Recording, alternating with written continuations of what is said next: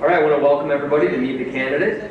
Tonight we have Jared King and we have Shelby Pappas, who are going to be our moderators, and we have Gabby House, who is going to be our timekeeper. So without wasting any more time, I now turn it over to our amazing students. The floor is yours.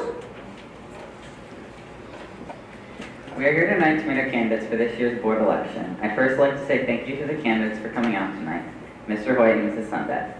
Our other two candidates, Mr. Coppola and Mr. McCarthy, are unable to make it this evening. Before we begin our questions, we would like to give each candidate a chance to talk about themselves and give a platform statement. You will each have 2 minutes. Mr. Hoyt will be the first, followed by Mrs. Sundet. After this section, we will move to our series of 6 questions. These questions cover various areas of concern in our district. Both candidates will have exactly 2 minutes to respond to each question. We will not be fielding audience questions this evening. Mr. Hoyt, please begin by introducing yourself and your platform statement. Thank you, Jared. My name is Randy Hoyt. I am 50 years old and I've been 50 years at Central Square School District, number 1. One of the things that I believe in is the empowerment of all students. That's probably the biggest, I kind of carry that motto a little bit, just myself, that I think that, and the part that I always question is this, and I try to push, is the all. To empower them all, everybody from special needs kids all the way to kindergartners and back and forth to the higher ed kids. I've been a board member at Central Square for 18 years. I was a BOCES board member for 3. I work at Fulton Savings Bank, and I've worked at every end of the county, from Fulton, Oswego area, all the way to Phoenix. I had a camp in Sandy Creek area, so I know the people in that area too. And I have 2 legitimate kids, but I have 3,700 students that are my kids. That's it. And thank you. Thank you. Mrs. Sundet, you may now introduce yourself and also give us your platform statement. Good evening, I'm Kathy Sundet. I'm a resident of West Monroe. I've lived in West Monroe since 1991 with my husband. We have 3 children in the district. 2 of them are in the middle school and 1 is here at Paul V. Moore. So my personal connection to the district, that's something that the students had asked us to mention tonight. My personal connection is the 3 children and all the activities that they do, as well as I've been a resident here for a couple of decades. So my children are in sports and in music, so I have a lot of connections with the coaches and the teachers that are involved in those areas. I also was, for the past 2 years, on the district's College and Career Readiness Committee. And I have also presented on Career Day. I'm in the military. I've been for over 32 years now. I'm currently a lieutenant colonel out in Rome at the Eastern Air Defense Sector. And my job is Inspector General, where basically we oversee to make sure that we're in compliance with all of our legal activities, and that we try to make improvements in the efficiency and effectiveness of programs across the base, as well as a complaints resolution program. And they asked about volunteer and community involvement. Pretty active with volunteer activities with our church, to include the back to school program, where the church gives away backpacks and school supplies to all the kids in the Cleveland area. I've done the North Shore Christmas basket program for several years, and I'm also a Sunday school teacher. So I think my time is running down, so I'll call it quits. Thank you. Thank you both. Now we'll begin our first question. Across our nation, state, and district, there are a number of families and students that are dealing with mental health concerns. How well do you think our district assists families dealing with this issue? How would you like to get involved with this important social epidemic that impacts many of our students? Mr. Hoyt, you will be answering first. Okay, I'm going to hit the first one. I think our district does pretty well. We always have to improve. You should never stay stagnant. Number 1, I have a few bullets here, so I will kind of go through those. Number 1 is our principal here at the high school. I think that was one of the first things, and probably the best thing that we did, was hiring Kristen Enright, and she's the Director of Counseling and Pathways to Success.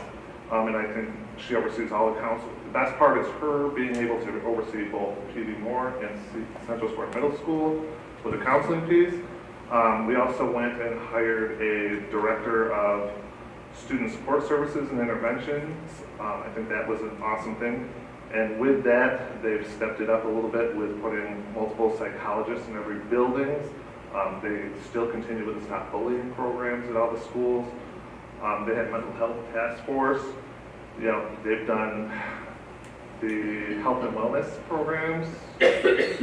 One of the other things I think is really something that, and Mr. Calabufo talked about this, was putting the social workers and counselors in the elementary schools.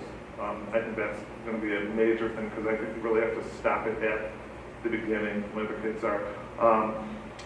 And one of the other things I liked, and I read this the other day and I've been pushing for it, is the Oswego County Mental Health Hygiene Services.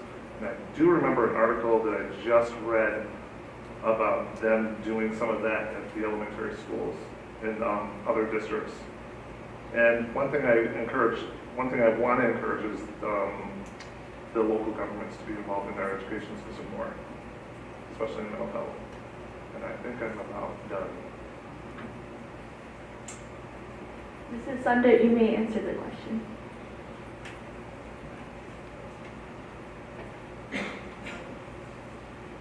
Okay, as far as how well I think our district assists families dealing with this issue, as far as I know, I think that we are doing a pretty good job, at least of addressing the students that are of age that they are in the district and able to get services that we have. In addition to that, as Mr. Calabufo said earlier during the board meeting, there will be additional staff members, mental health professionals that will be brought on, and that will help address it at the younger ages instead of just once they reach middle school. I think that in addition to helping the students, that the school collaborates more with other government entities that are involved with helping the family members and whatnot.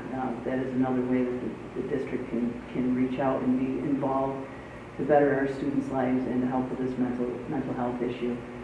In addition to that, I am definitely not an expert in this area, so I would, as a board member, I would want to hear from experts as well as people who are in families afflicted with this, and also from teachers and other staff members to see what the impact is in the classroom, and then see how we could best continue to improve how we deal with this. Thank you. Thank you for your responses. Mr. Hoyt will answer the next question first.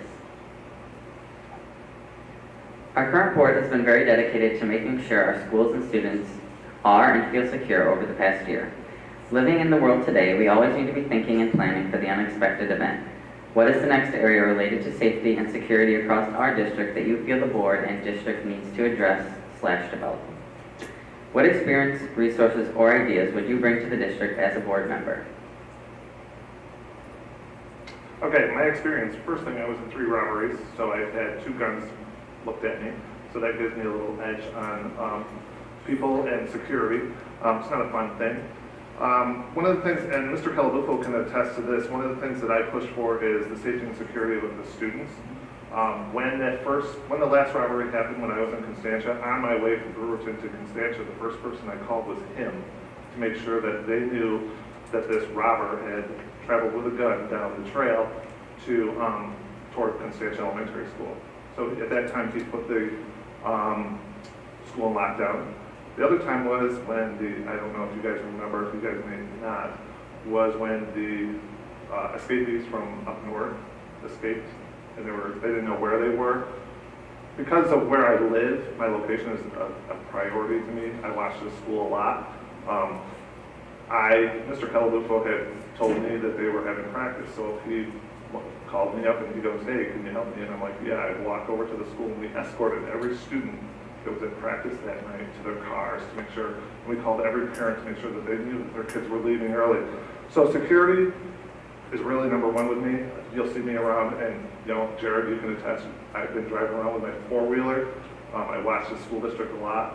If I see something funny, I have no problem calling 911.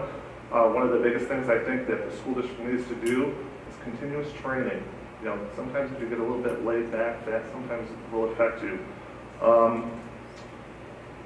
Another thing that I hope that the school does, and I don't know how much of it they're doing, is called a unified communication system. So if something happens, I want everybody to know. I want like a blast out there. Emails, text messages, on the news, anything like that. When the school goes into lockdown, everybody should know. And that helps parents to stop them from being part of the chaos. And let's see what else. And I think I'm done. Just telling you. Mrs. Sunday, you may now respond. Okay, as you know, there's something on the budget that is going to address at least a portion of the security upgrades that are needed for our facilities across the district. So in addition to that, there were several other items that of course would have added more to that already $12 million proposal. So there's several other items that across the next few years need to be looked at and determined if they're going to be incorporated into the security and safety of our buildings as well. As far as what's the next one, there are a lot of issues. You just have to look internationally and in our own nation and see how different things are being used as weapons, like vehicles running people over when they're in crowds, different explosives from very simple homemade one up to larger ones or even vehicle ones. So I think we need to take a look at that and see what we are doing and could possibly do better in those areas. And regarding what experience, resources, and ideas I bring as a board member, I am in the military with 32 years experience. Right now I'm a key member of our threat working group. I'm also a member of our anti-terrorism working group. And we look at and discuss issues of security for our own installation, which would be applicable to be able to look at building structures and personnel security. Also, as Inspector General, one of my primary responsibilities is to plan, execute, and evaluate different exercises that measure our response to certain threats, to include active shooter, bomb threats, and other things along those lines. So I do have a lot of experience in this area with the main ideas of improving our training as well as our response to any kind of threat. So I could bring that to this district, my experience and background, and the science that's done. Thank you. Thank you both. Mrs. Sunday, you will be the first to respond to question 3. School climate and culture has a major impact on student achievement. Being a community member who is willing to serve on the school board, how would you describe the current school climate in our district? What would you personally like to do to improve the school culture across the district? Mrs. Sunday, you may answer. Okay, now I realize that different people have different perspectives on school climate and the culture, and if you're here every day as a student, teacher, or staff, you obviously have a much more in tune perspective than I have. But as a parent, and from what I hear from my children and their friends, and from what I hear from my friends who are teachers and other workers within the district, I think that the climate and culture within the Central Square District is pretty good. I wouldn't go as far as saying that there's absolutely zero bullying and nothing ever happens and everything's roses and sunshines every day, but I think overall the climate here is good. That said, I do think that one way to improve is potentially more student involvement in other students' lives. You guys are the ones that are here seeing your fellow students firsthand. You know which ones tend to maybe get picked on or just left out. I would encourage people to step up and be leaders as students and reach out to those other students, even just to say hi or be a friend or sit with them at lunch. I think that, and then the mental health issues that are being addressed by the district will help improve the climate and culture in the district. And I don't know of any type of sexual harassment or discrimination, so that portion of the culture I think is fine. Thank you. Mr. Hoyt, please respond to question number 3. I would have to say it's, the only way I can describe the district is dynamic. And what I say by that is, when I go around throughout the county and I say I'm from Central Square, they're like, oh, that's where the Winter Guard are the winners, or whomever, or they've seen something like the band or anything like that, or even, you know, the sports teams, they've gone, not the Central Square wins every game. This is one thing that I always said is, it's the extracurricular in which, the extracurricular to me doesn't mean how you win or lose, it's how you play the game. And they've always come back and said to me, wow, those were good kids, you know. And that's one thing that I always say that with Central Square is being dynamic. What I would like to see improve in the school district, and which, I think is just different. I want it to be different. I don't want to be the out of the box, same thing, vanilla. I want different. I think one of the things that I saw, and I'll say this, and then Jared, I'm going to put you right on the spot for this, because you did this. At the annual BOCES meeting, Central Square came there and they did a skit. And afterwards, it was the Sound of Music? Yes, the Sound of Music skit. Everybody was talking about it for months afterwards. And I think that's what we need to do in our communities. Same with the art exhibits. If you guys don't know this, I petitioned Mrs. Stats a couple of years ago, get your art stuff out. So we brought it to the bank, you know, because we could. So I had it in Brewerton and Constantia. And the parents come down there and they're just like, wow, my kids, they want us to take pictures with them, you know? And that's the stuff that needs to be out there. I would like to see some encouragement of reading programs more, if I could do anything. And I always say this, because my nephew, he's small like me, you know, he's only 6'4". I tell him all the time, go down to the elementary kids and have the kids read to you. You know, be the football player that the kids read to, because they're gonna remember that. So stuff like that, I think really we need to encourage, is more of that. You know, switch the roles. And I think I'm done, because she's yelling at me. Thank you. Mr. Hoyt will be the first to respond to question 4. As you are aware, to be successful in life, there are certain qualities that you need to possess. Our district has identified a number of attributes that Central Square graduates should acquire before graduation to ensure success in their life's journey. What other ideas could you bring to the table, or what more would you like to see implemented in our district to prepare your graduates for their next step of life? Well, I'm the lucky one because my daughter just graduated here last year, and I thought she thinks she knows everything, but some of the things that I learned was, I think there needs to be more transitional programs going on during senior year. Not that she didn't have a full schedule, because she did. She hated study halls, so she would take classes, but I wish they would offer some classes like, I don't know, life skills more for the senior. Like, my daughter had a tough time. She still can't fill out a FAFSA form no matter what, so guess who gets it? Me. You know, so how to build a resume. You know, even though you think you know everything, it doesn't. It needs that extra touch, I think. Some of the other stuff, she had, you know, some challenges, like, and not just her, but I think a lot of the kids. You're not at home anymore. There's not Walmart 10 minutes down the road. And she went to Morrisville, and the closest grocery store was 45 minutes away, and she was just like, what do I do? I'm bored, you know? And stuff like that, to how to buy textbooks, how to get along with people, more social stuff, I think, more group activity stuff. When I was here, we had a class called Survival class. It was a social studies based class, and what they did is they went out throughout the county and they did stuff like that. They met people, showed them different things, what the schools were like. It was Mr. Baker, you know, who did that a long time ago, so I'm dating myself 30 years ago. But that probably would be a class like that, something like that. Okay, I think she's yelling at me. I got 30 seconds, okay.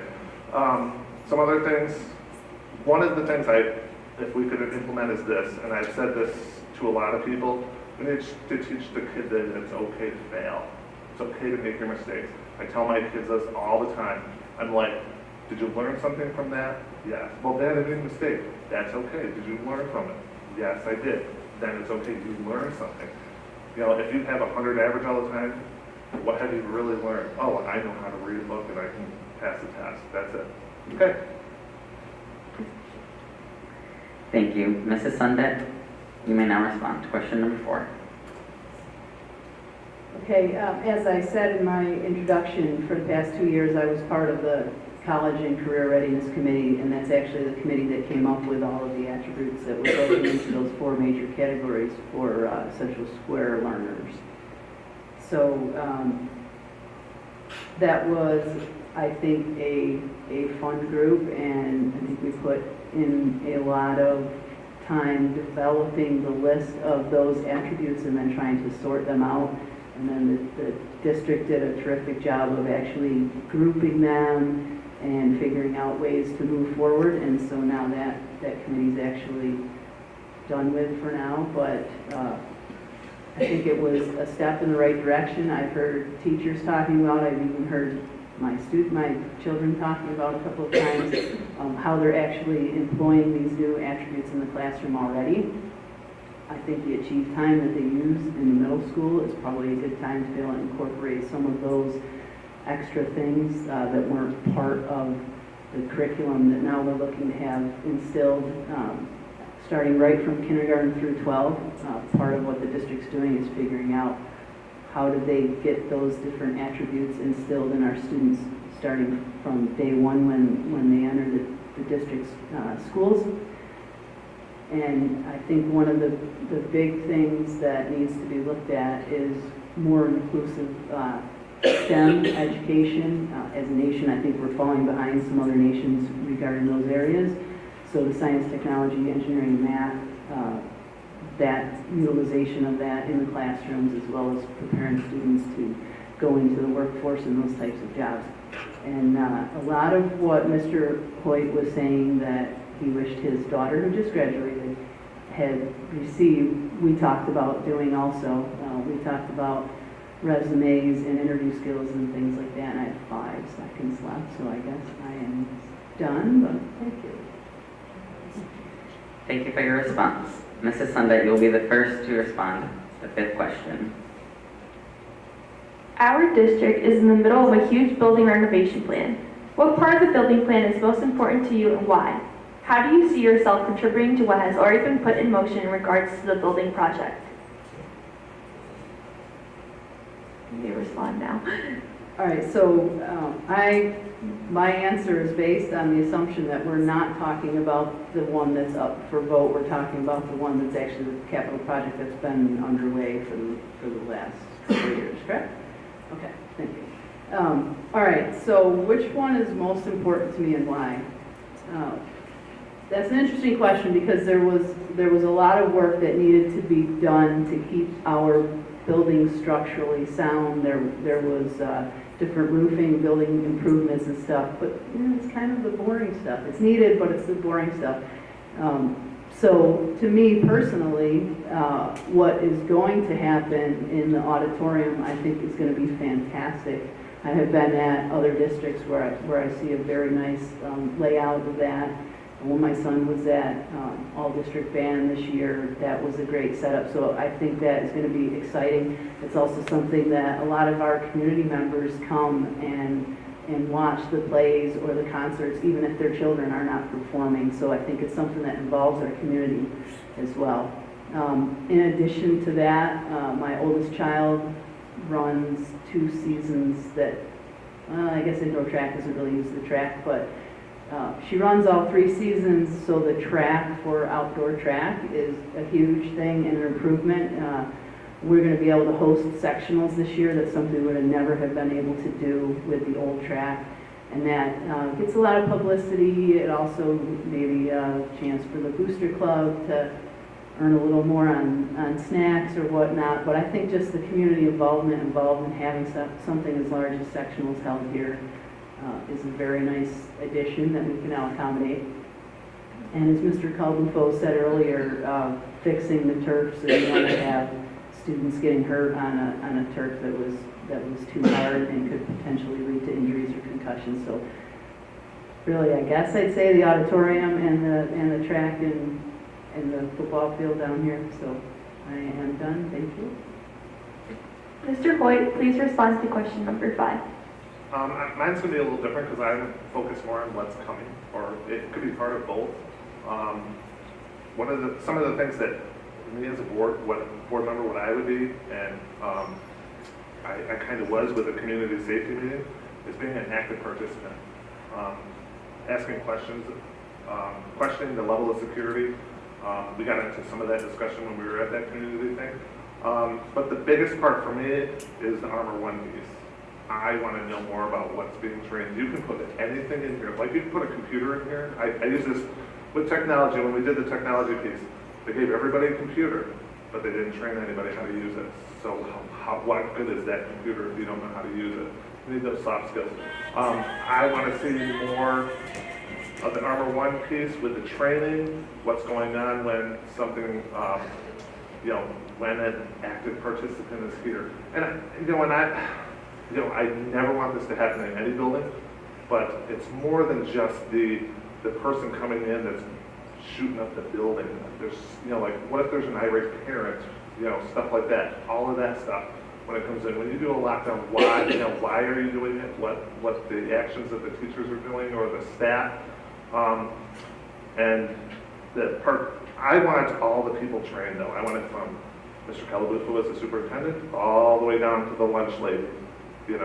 They should all be trained under Armor One, in my opinion. And that's it. Thank you.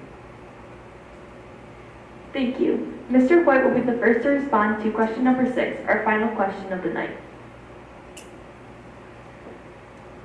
The mission at Central Square is to empower all students to excel as citizens in a changing world. A prime example of this is our unified sports teams, basketball and bowling.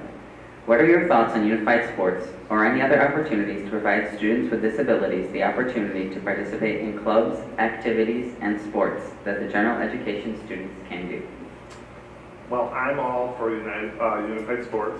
Like I said at the beginning, we are here to empower all students, so that all should be everybody. And one of the things that I would probably push a little bit more for, I know Mr. Martin had mentioned at the community show for the Winter Guard about having a unified Winter Guard or Color Guard. I think it's great. The only thing that I would ask for is don't just stop at Central Square. Try to get it throughout the county more. Say for an example, if we have students who want to be on the swim team, we don't have a pool, but Mexico does. So why don't we connect with them to have our students and their students working together under the unified sports or whatever, club mindset. And the other thing that I would do is I'd encourage local government and community members like the mayor, your legislators, to help out a little bit. So it's not just a burden, not a burden, but a financial burden on just your school districts. Let's see if there's money out there for it too. Okay, thank you. Thank you, Mr. Hoyt. Mrs. Sunday, you will now have a chance to respond to our final question of the night. I concur with Mr. Hoyt. Absolutely, every student in our district should have the same opportunities if they are able. And I think it is a wonderful thing that we have different choices for students with disabilities. And it's not just our unified sports teams. If they have the ability to participate with the general student population, we have special needs students on the girls cross country and indoor track teams. And I will say that she does great, even though she's competing usually with varsity students, and I don't think I've ever seen her be the last one to cross the finish line. So all of our students, with or without disabilities, should be given ample opportunity to be engaged in the school, engaged with their fellow students. And I think that the adults around them, as well as the students, everybody benefits from having an all-inclusive group. I also heard about the Students with Disabilities going to have the winter guard at the community thing. I thought that was a great idea too. And we should be opening up other clubs or after-school activities if they have the ability to participate. Absolutely, they should be participating in it, either with the general populace students or coming up with clubs or activities specific for students with disabilities so that they can participate. Because as we know, the more students are involved with their school, it actually increases their ability to learn, and it just makes life overall more pleasant. Thank you. Thank you. Now we would like to offer you 2 minutes to make a wrap-up statement on your position. Mr. Sundet, would you please go first? All right, so I'm totally unprepared for this, so I didn't know what's going to but I'm honored to be able to run to be on the school board. If I am elected on the 21st, then my promise to you is that I will listen, have no agenda or any predetermined mission other than to improve our district as a whole, and of course our primary objective is the education of our students. So I will listen to the stakeholders that are involved and stay in my lane as a board member, because I know there's definitely chain of command, so to speak. I'm very well versed in that with over 32 years of military service. So I just want to thank you for the opportunity tonight. I think the students did an outstanding job. The questions, in my opinion, were not softballs. I was a little nervous coming into this. So thank you very much for listening tonight, and I hope everybody votes, whether you vote for me or not. It's important that people vote. Thank you. Mr. Hoyt, would you like to make your statement? Sure. First thing I'd like to say is thank you to you three, at least, and to Mrs. O'Mara and Miss O'Mara, because I see her sitting here too, for all that you do. You guys are you guys are the type of kids that we really want here at Central Square, and we encourage. The part with me is just so that you know, I'm going to be an active participant no matter what. I was on the board 18 years, was off for 2, and during that time, I didn't stop being a board member, whether I was voted in or not. I was still active, plugging things into Mr. Calabuzzo's ear of what was going on at BOCES, to the other board members. Still have great friendships with them. But with that, I think we are going, if I was elected, we're going to hit the ground running, because I kind of know some of the laws. I'm not bragging, so that I don't brag. I have a real hard time even speaking about myself. But just to let you know, my goal is always to empower all students. And my wife and children can attest, even when my kids went here, they didn't get any special privileges, because I had, at that time when I started, we had 5,100 kids. And now we're down to 3,700. Well, I still have 3,700 kids to go. So thank you very much for what you do. You guys did an excellent job, and have a wonderful night. Thank you again to all our candidates for your participation in this event. As a reminder, we would like to mention that the annual vote and election will take place on the 21st from 10 a.m. to 9 p.m. and have a great night.